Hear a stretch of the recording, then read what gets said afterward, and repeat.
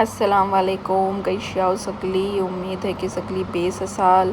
आता मी तल्याला घेतलेलं गटगटे बोंबील, सगळ्यांचं आवडतं वल्लं बोंबील. आज मी मोप टायमाने एक व्हिडिओ बनाया घेतली. मी बोलू चला आज व्हिडिओ बनवूया ह्याच बहाण्याने.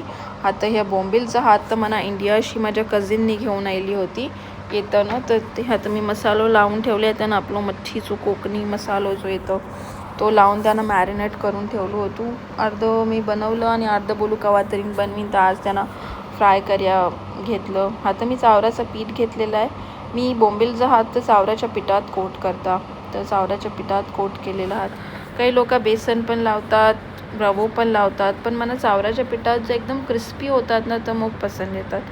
म्हणून मी यांना चावराच्या पिठात कोट करून मग फ्राय करीन.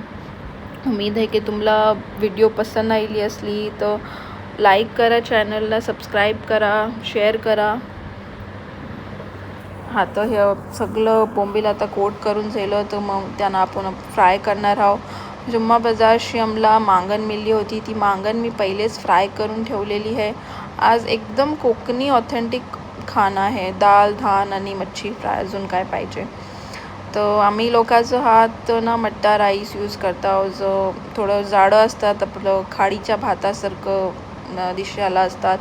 टेस्ट थोडा अलग आहे. तर आज मट्टा राईस आहे आमच्या जेवणात.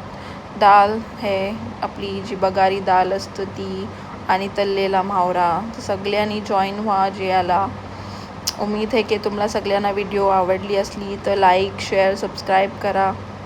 हे जर मट्टा राईस आहात तर थोडं हे असं मोठं असतात. तर ह्यांना मी बॉईल करून ठेवलेलं आहात. दाल ही रेडी आहे. मच्छी फ्राय बोंबील फ्राय पण होऊन एकदम रेडी आहे. चला या सगळ्यांनी. अल्लाह हाफिज.